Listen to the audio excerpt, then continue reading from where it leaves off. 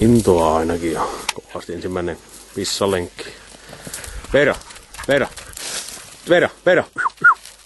Tänne. Tänne. Nyt mennään. Sinne. Aku. Sinne mennään.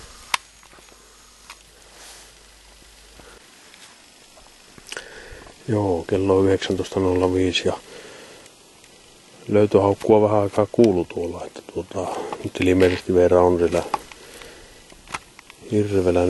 Nyt ei kyllä, en kuule haukkua, on sen verran tuolla alamaastossa, mutta äsken kuulet. Katsotaan nyt mihin tilanne kehittyy, että pysähtyykö hirvi vai mikä on tilanne.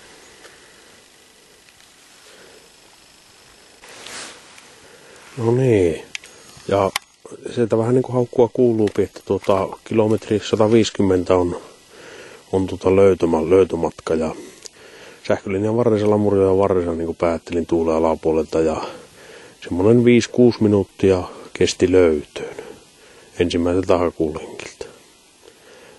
Pakko lähteä autolla vähän lähemmäs tuonne ja katsoa, jos pääsisi vaikka haukulle. Kyllä.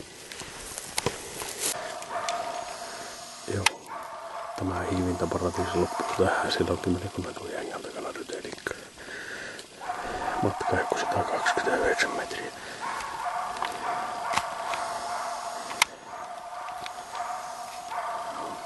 Saattaa tuosta jängärelolta nähdäkin.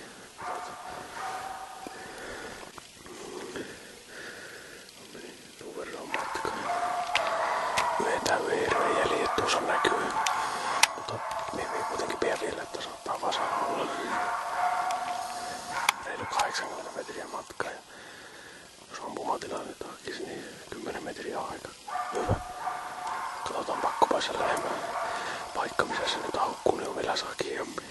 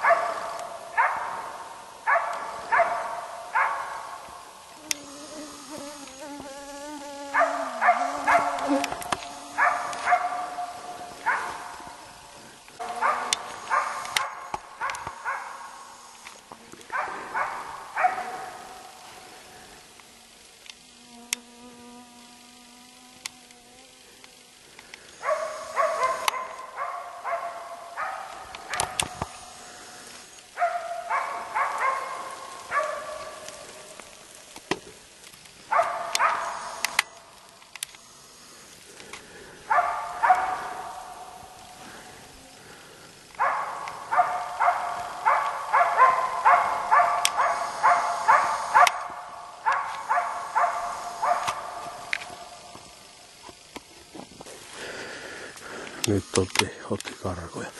Ja täällä ei vittu päässyt lähellekään tämmönen musta rytelikkö.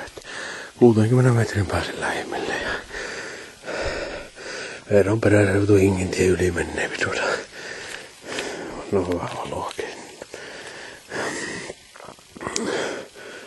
Tuolla menee Hingintie yli nousepi sähkölinjan alapuolella. Nyt